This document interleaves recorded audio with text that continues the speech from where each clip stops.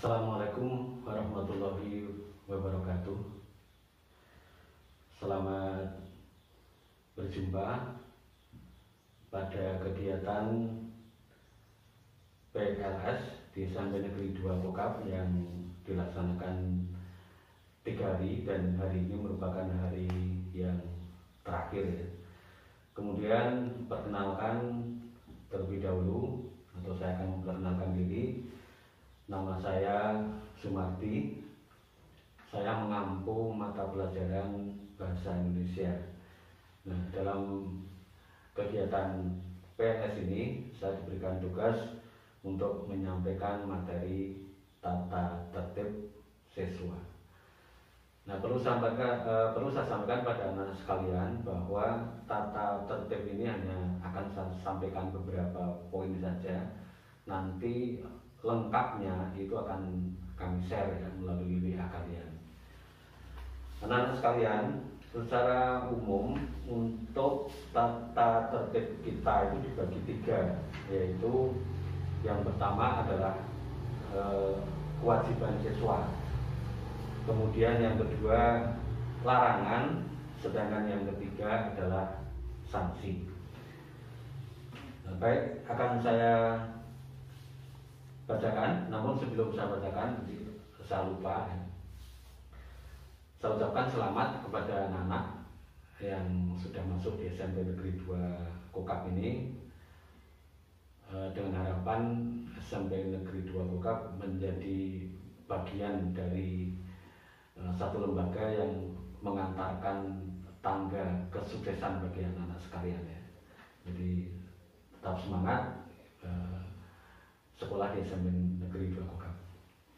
Anak-anak sekalian, saya bacakan tentang kewajiban siswa, ini beberapa poin saja.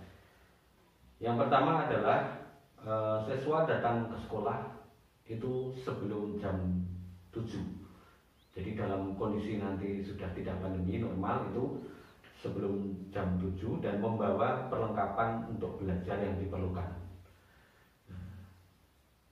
Karena jam 7 masuk, artinya ya sebelum jam 7 itu sudah harus datang di sekolah. Kemudian yang kedua adalah menjaga nama baik diri sendiri dan sekolah dimanapun berada.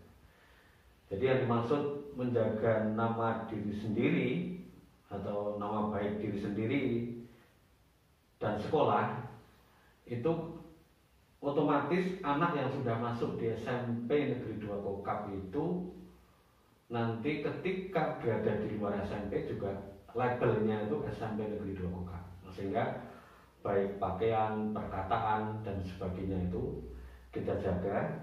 Dengan demikian itu bagian dari menjaga nama baik diri sendiri dan sekolah. Kemudian yang ketiga adalah siswa yang tidak masuk sekolah ya, itu harus memberikan atau dengan menggunakan surat izin dari orang tua.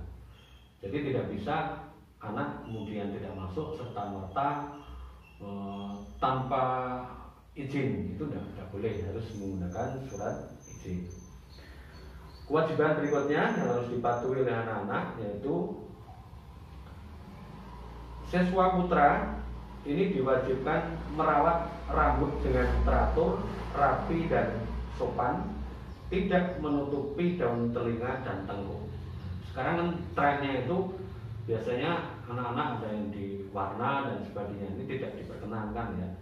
Jadi kita harus berbangga dengan bangsa kita sendiri, bahwa memang asli kita itu berambut seperti kita ini ya, tidak usah kita buat seperti rambutnya orang Eropa. Jadi seperti itu. Jadi kita harus pakaiannya, rambutnya yang rapi.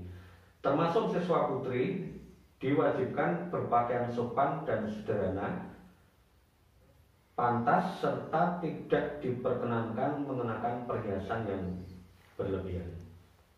Ya, kalau hanya sekedar cincin boleh, tapi kalau kemudian sudah berpakaian yang berlebihan tidak boleh, berdandan berlebihan juga tidak boleh. Berikutnya yang nomor 5, penting saya sampaikan bahwa setiap hari Senin dan Selasa anak-anak mengenakan seragam OSIS. Ya, Senin dan Selasa. Kemudian Rabu dan Kamis mengenakan baju atau identitas batik geblek renteng. Kemudian hari Jumat mengenakan seragam pramuka. Yang terakhir khusus untuk hari Kamis Pahing dan hari-hari yang ditentukan secara khusus ini mengenakan pakaian adat Jawa Yogyakarta. Nah, ini tentang pakaian. Kemudian penting juga saya sampaikan kewajibannya adalah membawa tempat atau makan, tempat minum sendiri. Ya, ini dengan untuk antisipasi apa, anak-anak tidak membawa plastik dari warung dan sebagainya. Jadi kalau sudah tidak masa pandemi, anak-anak masuk ini dikhawatirkan kalau tidak membawa tempat makan sendiri ini bisa mendatangkan sampah. Ya. Ini tentang kewajiban. Nanti lengkapnya akan saya share pada anak-anak ya melalui WA kalian. Kemudian yang B tentang larangan. Siswa dilarang membawa handphone di HP, itu tidak diperbolehkan kecuali dengan alasan tertentu, misalnya memang Bapak Ibu guru berharap untuk HP dibawa karena mungkin ada yang perlu diakses dengan menggunakan HP, itu kecuali. Tetapi kalau sehari-hari itu untuk sekarang ini belum diperkenankan atau tidak diperkenankan ya. Kemudian siswa juga jangan sampai ada yang merokok, ini tidak boleh.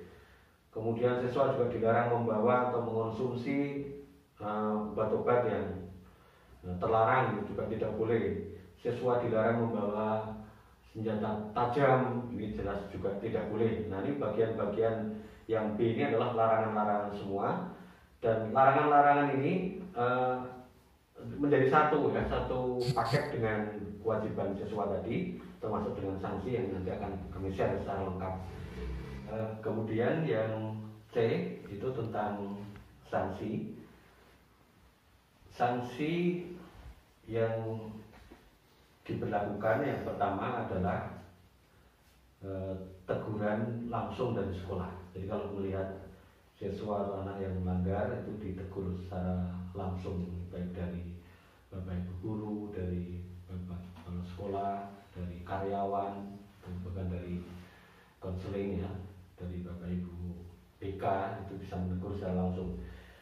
Kemudian yang kedua adalah peringatan tertulis dari kepala sekolah dengan tembusan kepada wali siswa atau orang tua. Jadi disampaikan. Kemudian yang ketiga ini yang tidak diharapkan, yaitu apabila memang anak itu sudah tidak bisa lagi belajar di SMP karena mungkin menganggap bahwa peraturan terlalu berat dan sebagainya, maka sekolah memberikan tawaran kepada orang tua untuk menarik siswa dari SMP. Tapi untuk yang sanksi ketiga ini tentunya jangan sampai terjadi ya. Jadi jangan sampai terjadi yang namanya pelanggaran. Mungkin sekolah tentunya juga ada toleransinya, namun tentu dengan batas-batas tertentu ya. Kenakalan anak-anak dan mudah-mudahan masih bisa dikendalikan, atau mungkin ketidaktertiban anak-anak itu masih bisa dikendalikan.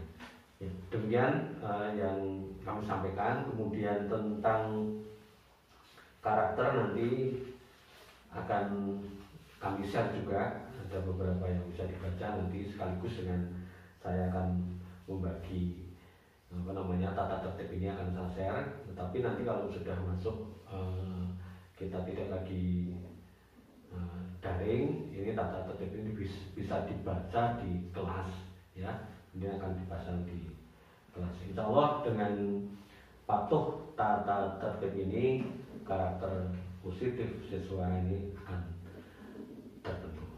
Demikian, mohon maaf apabila dalam penyampaian banyak kesalahan. Saya akhiri. Assalamualaikum warahmatullahi wabarakatuh.